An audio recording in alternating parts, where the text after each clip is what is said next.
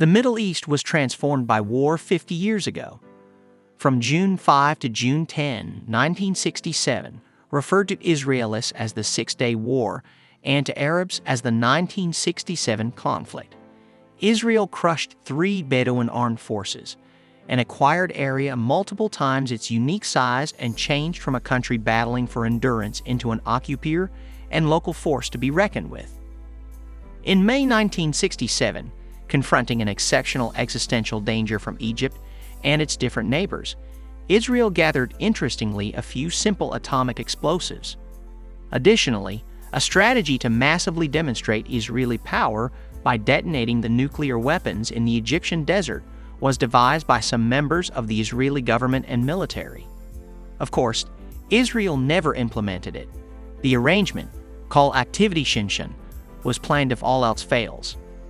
As it worked out, Israel annihilated the Egyptian aviation-based armed forces on the ground in 3 hours, and Shinshan was at no point ever discussed in the future. Simply one more casualty of Israel's atomic untouchable, as of not long ago. By mid-1966, Israel was moving quick towards the atomic weapons edge. The country's atomic venture, based out of Negev Atomic Exploration Community at Dimona in the south, and the Weapons Improvement Authority, or IFAEL, in the north, and headed by Israel Dostrovsky, an actual physicist and teacher at the Weizmann establishment, was concluding the innovation that would permit a full-yield atomic test had Israeli administration so picked. The general public was unaware of it.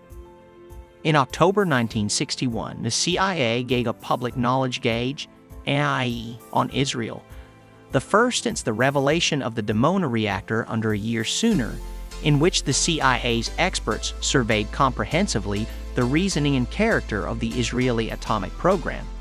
It reveals insight into what the U.S. knowledge local area pondered the Israeli atomic venture in the first year of the Kennedy organization, while the Dimona reactor was still under development. The CIA's conclusion was straightforward and unambiguous.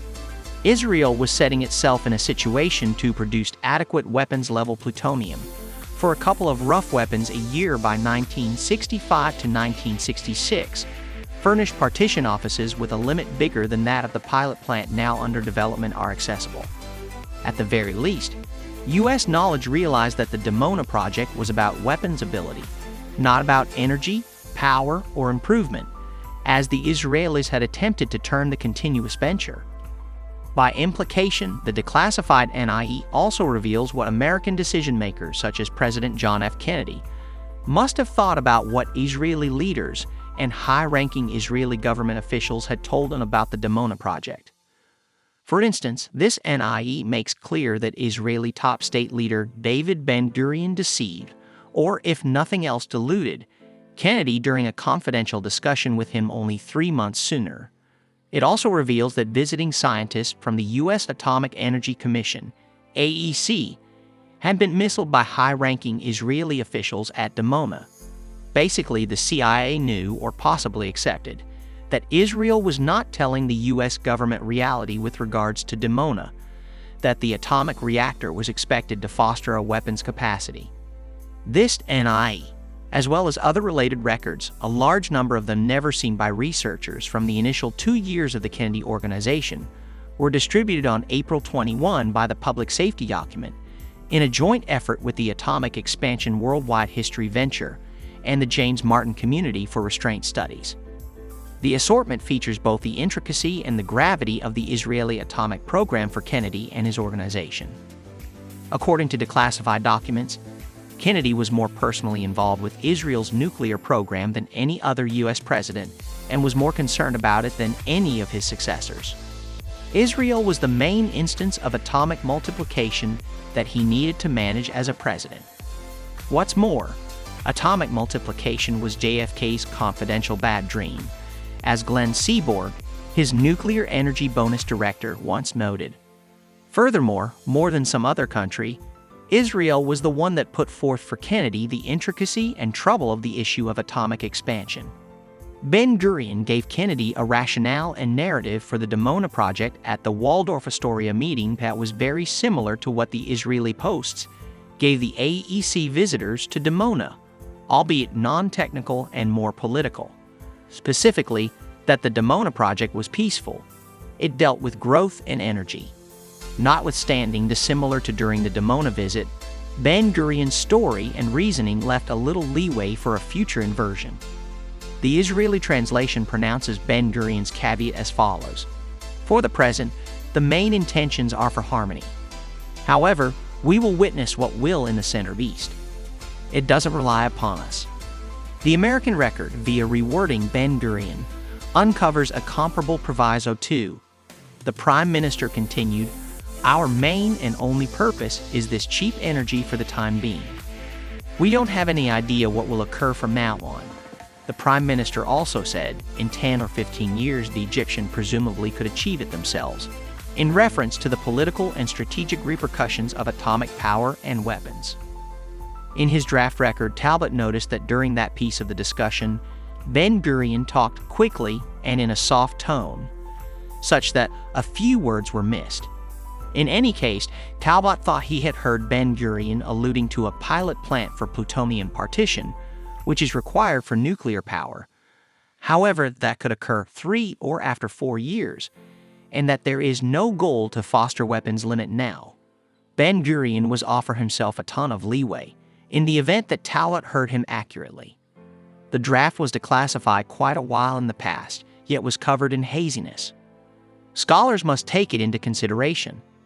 Days after the gathering, Talbot sat with Feldman at the White House to actually take a look at fine places about sidelines of interest.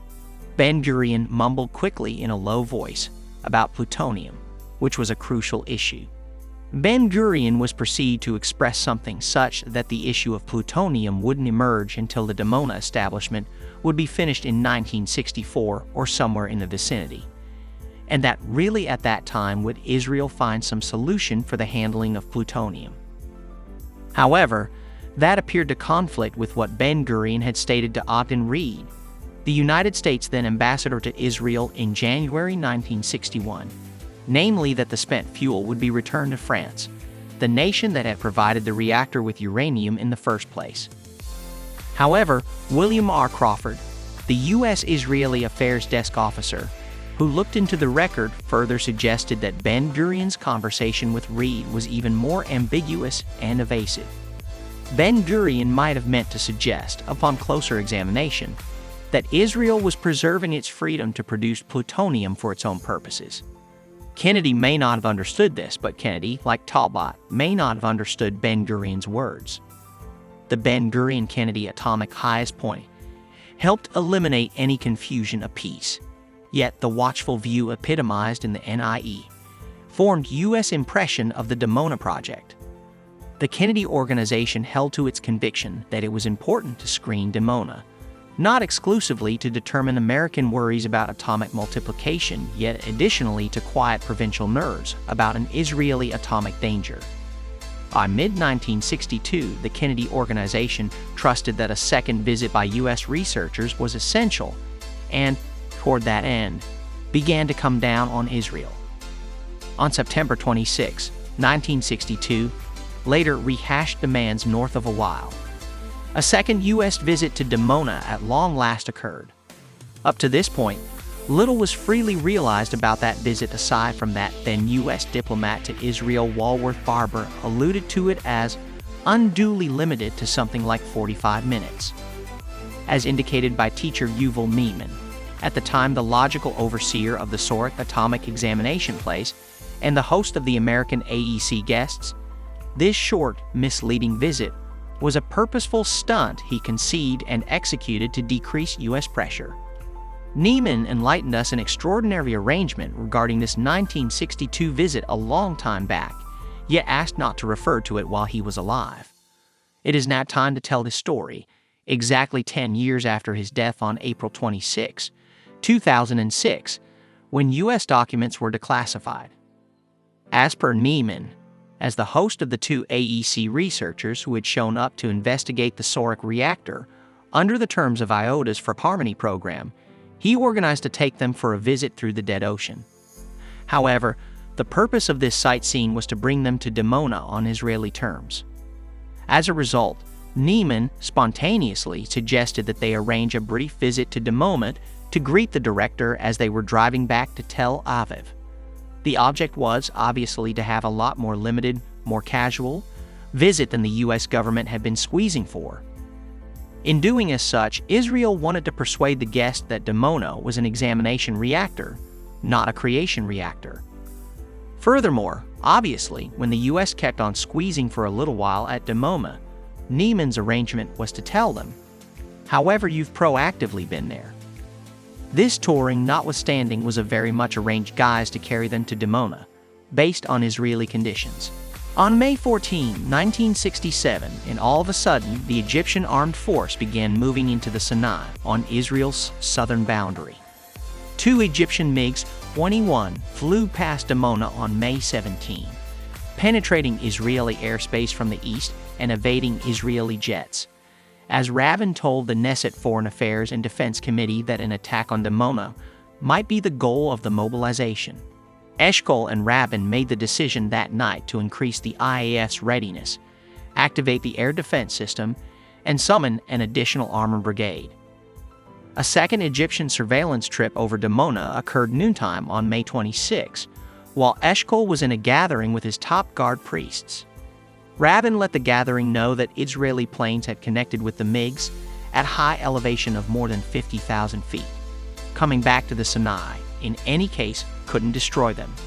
In a confidential conference with the head of the state and IDF head of activity General Ezer Weizman, Rabin educated Eshkol regarding an unusual and troubling transmission, alluding to coordination between contender planes and aircraft.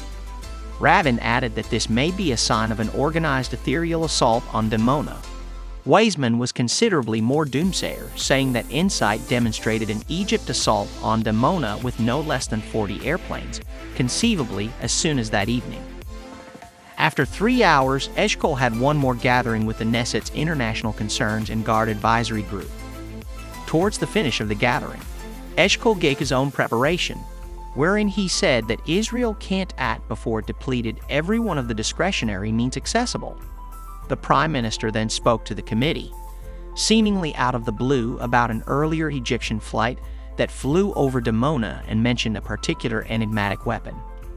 The following is a summary of the minutes, which were released for the very first time as part of the NPIHP. Today, Egyptian airplanes crossed Israeli sky. We immediately reported it via email to Foreign Minister Eban. The reason for a specific weapon could be huge on this. What's more, I don't discuss a weapon as though mind-blowing. We discuss weapons that exist by others in hundreds, even thousands. Eshkol's assertion was hidden and self-edited, and we are not even certain how much the minutes mirror his careful wording. In any case, it is so easy to translate what the top state leader implied by a certain weapon, whose existence can be critical, weapons that exist by others, states in hundreds, even thousands. This was doubtlessly the top state leader hidden and off-kilter method for telling them. Recently, we went nuclear. 37 years after a strange twofold blaze was distinguished in the South Atlantic Sea, recently declassified American records propose that Israel helped out the politically sanctioned racial segregation system. A senior missile engineer and a former Israeli MK were the sources who leaked the information. At the break of sunrise on September 22, 1979, an American VELA spy satellite identified a twofold glimmer of light over the South Atlantic Sea. President Jimmy Carter was informed immediately of the baffling flash, which sparked panic in the White House. The American organization was worried that this blaze could be a mysterious atomic test that somebody was attempting to stow away. The 3 people who came to mind were the Soviet Association, South Africa, and Israel. All the more explicitly, the Americans thought conceivable participation between the last 2. Since then, in an effort to explain that flash of light, a variety of contradictory and inconclusive claims have been made every few years. The Americans initially assumed it was a nuclear test, but later changed their mind and said it was caused by a technical issue with the satellite. Presently, interestingly, since that emotional morning, the solution to the secret is authoritatively uncovered. The CIA had proof that this was a joint atomic test directed by Israel and the politically sanctioned racial segregation system in South Africa. While the Six-Day War may not have been one of the close calls in nuclear history, it did result in a significant event in global nuclear history.